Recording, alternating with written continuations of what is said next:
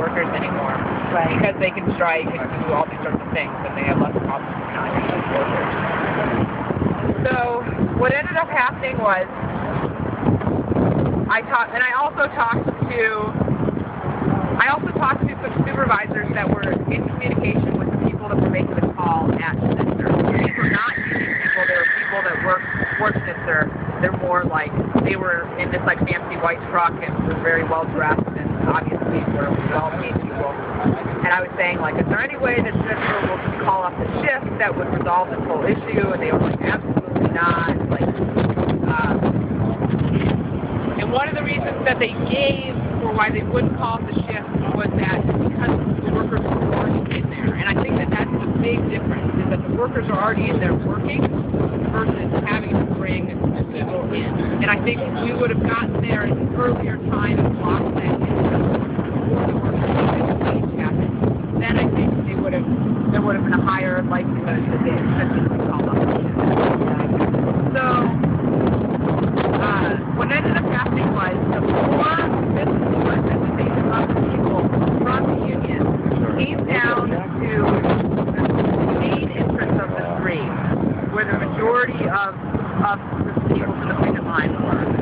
And they talked and explained this information to the people of the picket line. And we collectively decided to stand in solidarity with the ILWU workers and leave and forego arbitration. So what ended up happening was originally I was told that an arbitrator was called in, but then like it was like an hour or an hour and a half later I was told like, no, the arbitrator hasn't actually been called in, but it will look more favorable for the union if the arbitrator isn't called in and they're just allowed to keep working. So whether or not I think that's true, I think it's questionable. Like, that our demonstration would have had negative impacts for the ILWU, I'm not totally sure. But that's the way that this is pitched from the business agent level.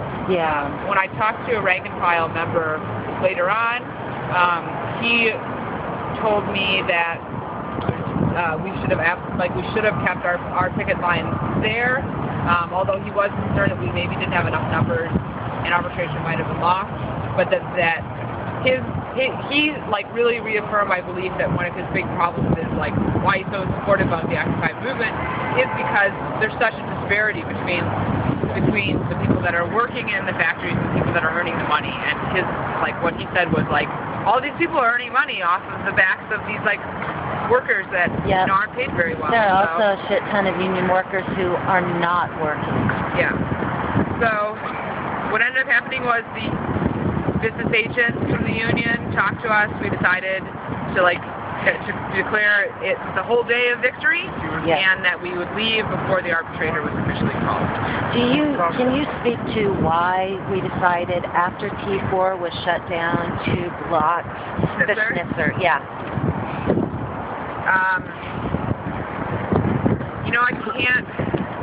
I can't really speak to that very well. Okay. But I know that it was one of the ports that we were trying to shut down the different elements of the ports. There was a ship that was going to come in there. Right. Okay. And obviously there is an issue with them not hiring all unionized workers. And essentially trying to continue certain tactics. I really admire you for finding the person to take you down there. I admire you for going down there, and it must have been amazing what you saw and what you learned, and it's all a learning experience, right? And I think if there's any possibility that you might have time to participate with live stream, I think that would be amazing, because you're obviously you know how to find people and you're very articulate. So think about that, because we would love to have you. And a lot of times people find me too. Yes. The other thing I wanted to say was also what it takes.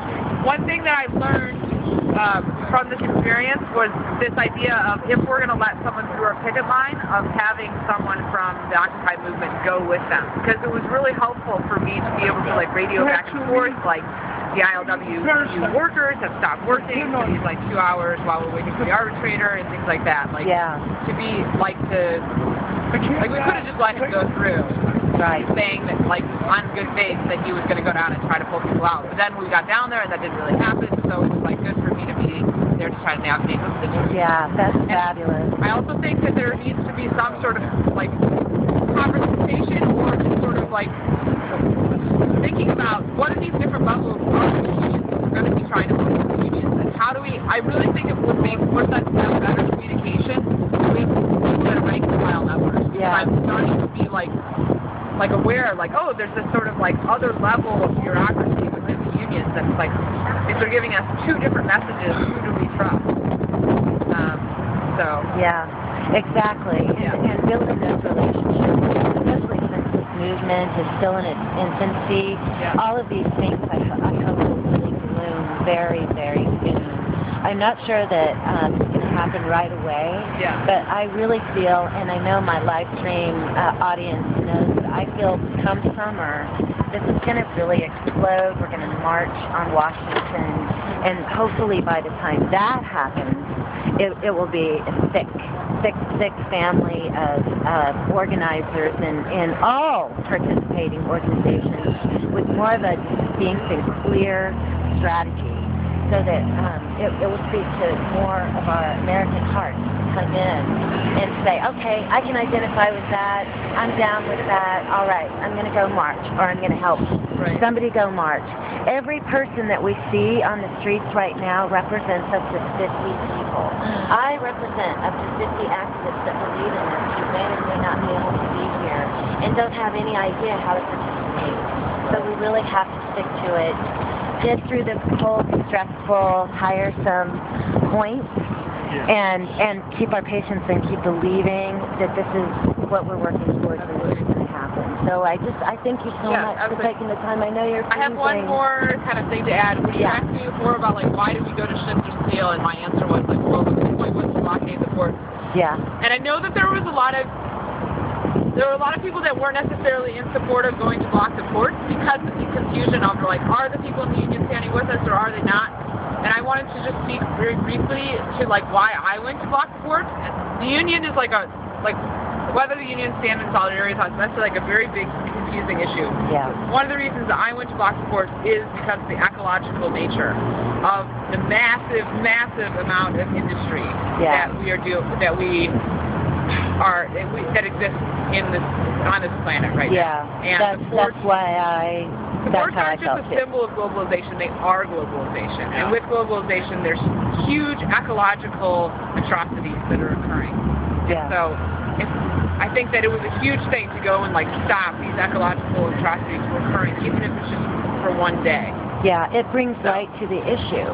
Why are we there? We're bringing light to the issues. That is exactly why we blocked the port. That is exactly why we blocked Schnitzer. We need to, keep those spotlights on these issues. And there are so many, and that's why so many different types of marches have happened since Occupy has begun. Union marches, healthcare marches, you name it. Corporate greed marches. So.